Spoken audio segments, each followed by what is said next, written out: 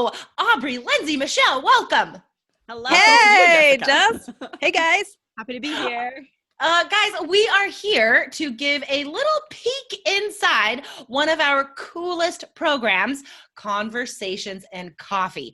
The only way that students can prepare for group conversations like this, right? Yeah, exactly. And especially you guys that are preparing for the IELTS exam, this is so valuable for the listening test because there will likely be audio of 2 to 3 people talk, definitely 2, but even 3. And it's hard to keep the voices apart. It's hard to follow and keep track of everything if you have no experience listening to groups. Yes, exactly, guys. And the topics that we talk about in these conversations always related to IELTS. So today we are talking about sibling order. The ideas, the feelings, the vocab that comes up, guys, will greatly help you on your IELTS exam for sure. But then in life, because this is stuff we talk about with each other. So the key question today, guys, is does sibling order matter? Let's think about what those stereotypes are first, like the baby, the middle child, the oldest. I'm just going to throw it out there. What do you guys think? What are those stereotypes? The oldest is the most responsible and also the most bossy. And that is The always most- true. Yeah. And the middle child is like the forgotten child, right? Like, so they just do, right. what is it? That they just do whatever, they go along with anything. Is that it?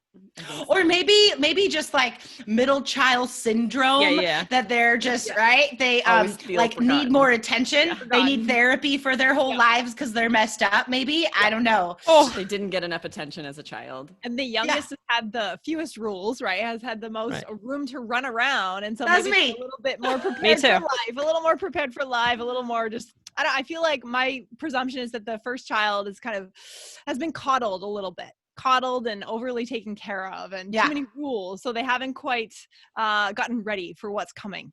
That's my feeling. But interesting. Yeah, it's, my family is weird in so many ways. There is like an older, middle, and then me, I'm the baby, but we still don't fit like traditional family structures because they're my half brothers. They're way older. My mom had them when she was too young and then they got divorced. So then married my dad and had me. So we're, it is, I guess, typical now, this like blended American family. Totally. Yeah. Well, yeah. So I'm the baby. Where do you guys fall in the order? Michelle, are you the baby too? I'm the baby. Yeah. I have one older brother. So it's just the 2 of us. But I'm trying to think of like the stereotypes. I don't know. I feel like I need to understand them a little bit more. I mean, I would say that my brother is much more like direct and focused than I am, where I'm a little like, la, la, la, la, I kind of, my brother like really followed like a certain path and I just I'm the one, I moved away from home. My brother still lives near my parents. But I don't think it's because of like a coddling or anything like that necessarily, but I don't know. I think I was the one who more needed to go out there. Okay. Lindsay, what about you? Yeah, so I'm the first child. I'm the opposite of Michelle. I have a younger brother, but sometimes it seems like he's older. He has the wife and kid and the everything, the house in life, right? Further ahead in life. But I think for me, because I was the first child and maybe also because I'm a girl, I had more rules placed on me, right? Like, no, you can't date that boy, right? When you're 16, you can't do this, you can't do that. Very specific rules. And I think things were a little looser for my brother, but some of that could be gender too. There's a lot that factors. That's a good point. Yeah.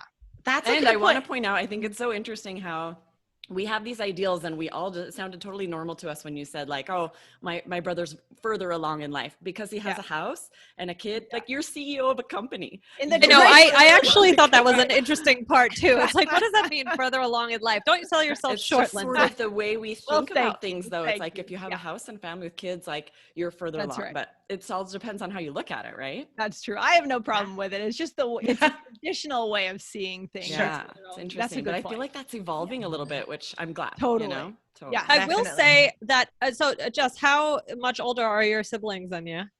Oh my gosh, way older, like a decade. They're like way older. So I didn't actually like grow up with them, right?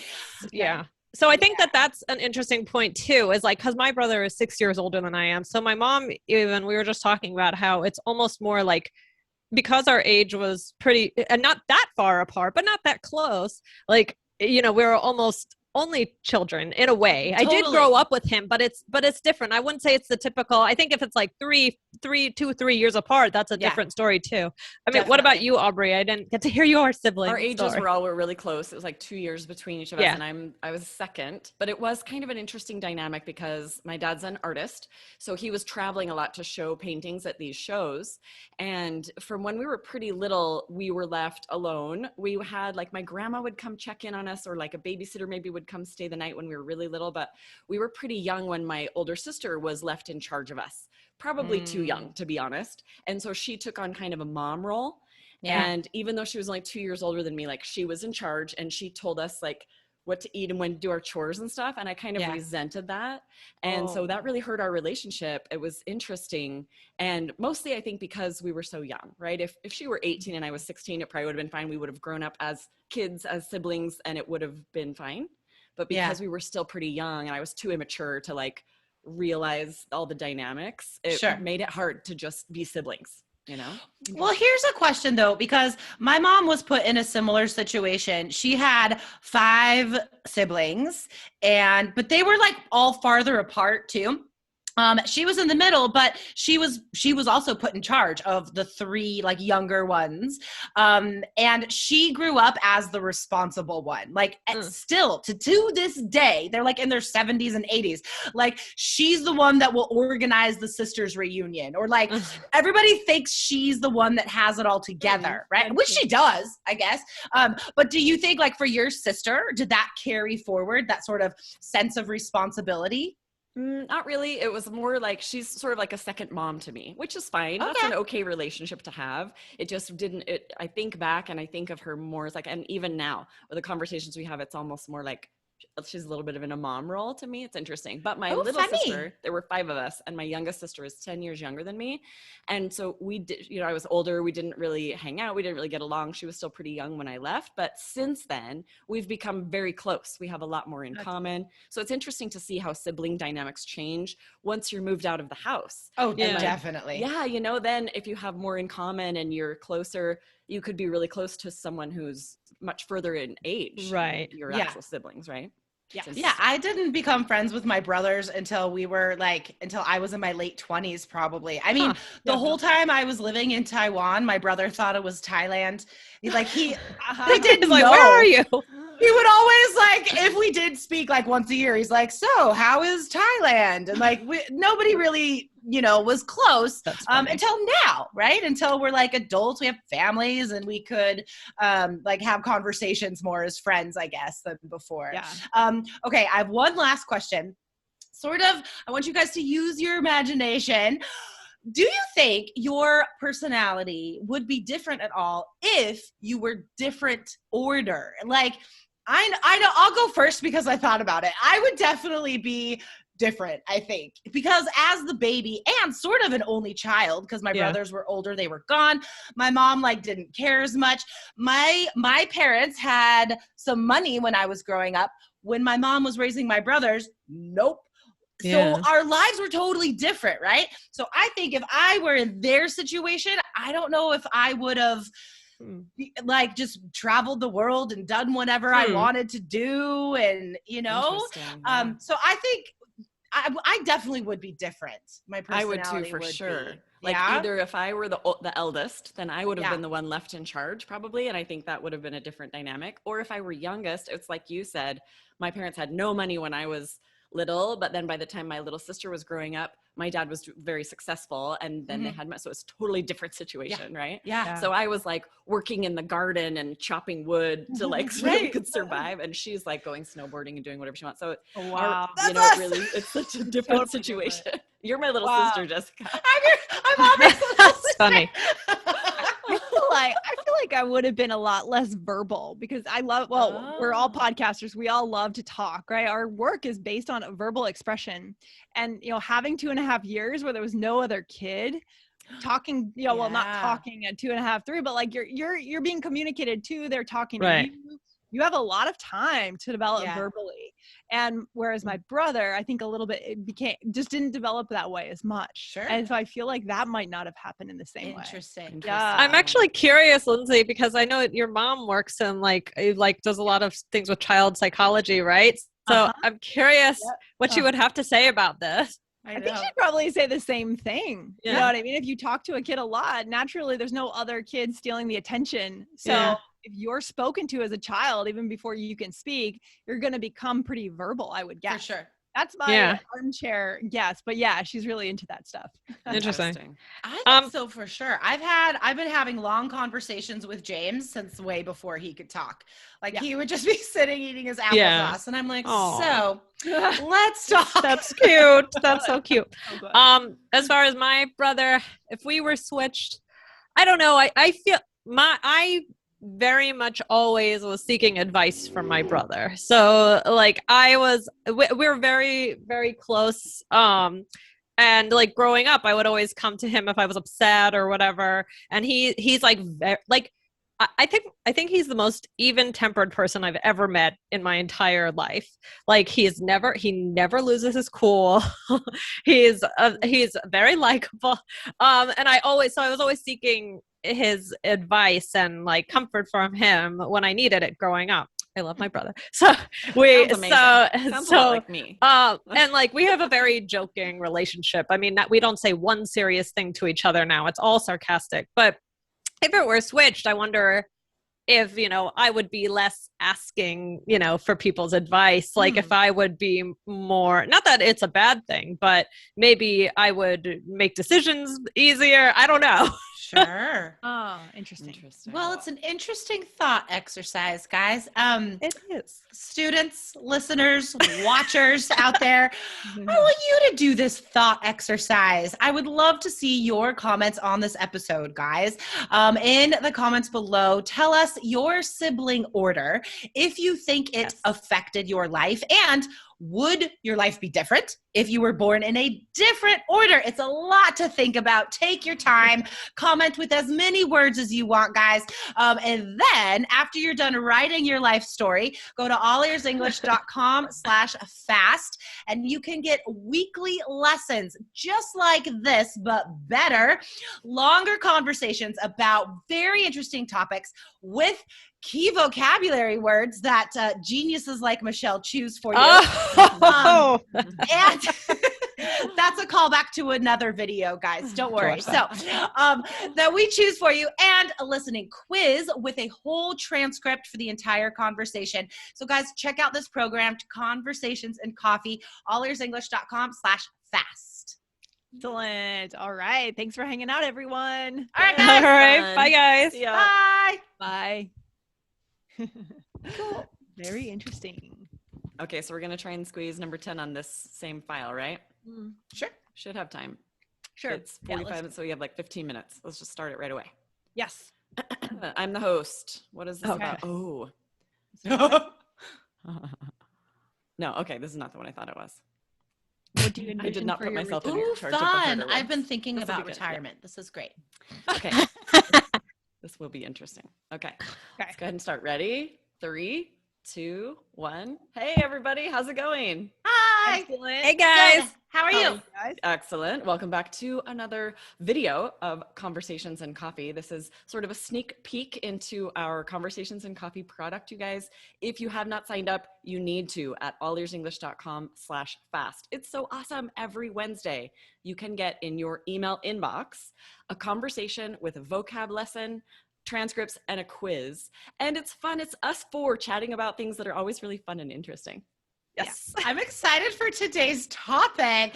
I mean, we're all so young, we're mere babies in the scheme of life, but we're going to talk about places to retire today. I know. We're going to talk about what we envision for our retirement, Because it's coming before you know it, right? It's definitely something that people should think about before it's already there. You're like, oh, I haven't prepared. I don't know what are we doing? No, you definitely need to think about it sooner rather than later. Absolutely. That's true. Absolutely. Exactly. Yeah. Lindsay, what about you? Have you thought about retirement? Where do you see yourself retiring? Oh my gosh, where physically, I'm not sure, but I'm spending time with my parents this week here in Situate, Massachusetts. So maybe somewhere by the ocean, because it is nice. Yeah. I mean, they're right on the harbor here. They get to smell the ocean. It just feels kind of idyllic to me. Yeah, So that'd be good life. beautiful. Yeah. What about Florida, Lindsay? There's ocean. Florida. It's There's definitely cheap. I don't know. We'll see. Florida wouldn't be the worst. I mean, there's a nice community of people down there, right? There's a lot of infrastructure set up for retired people. So that is a thing. Yep. My parents are snowbirds and they love it. Oh, explain that, Michelle. Explain what a snowbird is. Yeah, so a snowbird is someone who is retired, who they go to Florida. It's usually Florida, I would say, for the winters, Arizona. and then they go back to wherever they live. And so that's what my parents do. They go for like 3.5 months to Florida every winter. They started doing it a few years ago and they love it. And one of the things that they love about it is that it's the variety. I mean, you can have the best weather, but you can also they have different friends down there. So life is interesting. You're not going to get tired of it because for a few months of the year, you really learn to appreciate each place where you live. So they downsized from our house and now they have 2 apartments. Yeah, that's huge. Having friends is retired. huge in retirement, right? Having a nice network of people that is huge. That's another thing to think about though, is it's not just the physical location, but starting to cultivate a mindset where you'll be ready for retirement. Just I've known so many, usually men, honestly, I'm not saying it's a gender thing. This is just my experience. Men who have worked so hard their entire lives, their lives were their jobs. And then when they retire, they get sad. They feel useless. They've lost motivation. It's, you have to have habits outside of work and friends and stuff before. My dad retired, I think 2 or 3 times before it stuck. Really? I'm not ready. Yeah, I'm not ready. It's in the other room. I should have him come in 2 and or talk about 3 it. times. So he went back to yeah, work. he kept. Oh my gosh. Was it twice or 3 times? I can't remember now. But he kept on trying to stop, and then he, it was hard. And then finally, when my mom retired too, things got better. And then he got into pickleball, Aubrey. Yes. Which my dad just got back from playing right now. And now they made all these friends together and the whole Florida thing. Cool. So, but it is like Jessica said, you really, I think, have to prepare yourself. I think they say, just like any job takes time getting used to, maybe a year to get used to it. I think retirement too. I mean, it's a big change. So yeah. For sure. Here's my worry. I want to travel when I'm retired, but I know several people who have waited to travel until they're retired and then their health goes downhill and they're so much more limited. They can't do these amazing hikes that I want to do and a lot of this stuff. So I'm really trying to keep my health to the point where I can still do that when I'm a little older and retired, but sometimes that's out of your control. And a lot of times. Often out of your control. So that's why you got to start doing things now. Right? Yeah. Don't wait. For sure. Don't put it off. I think that's the other thing, right? Everybody, I don't know if people think logically about what retirement is like all the time. Maybe it's just sort of this far off dream where all of a sudden life is perfect or what, you know what I mean? And then it's but right now I can't afford to do anything and keep your nose to the grindstone and but why? You have no idea what's going to happen or how much of that idyllic retirement you will have. Yeah. So but it also says something about this country though. And the amount of vacation time we get, the amount of money that we make to do these things. I mean, in other countries, there's more vacation time, I know. That's true. And there's more value on that and the whole live to work to live thing. So unfortunately that's it's such a nice idea to be I'm going to do it now, but it's not valued. That's not how our culture is, and it's sad. Or if you look at it the other way, if you do wait and you find out your social security check is so minimal, right? I know, Lindsay, we talked about Nomad Land on Oh my an God, All Ears what a movie. English podcast. And it's that also, like, our country also doesn't take care of the elderly in a way where they can always be comfortable.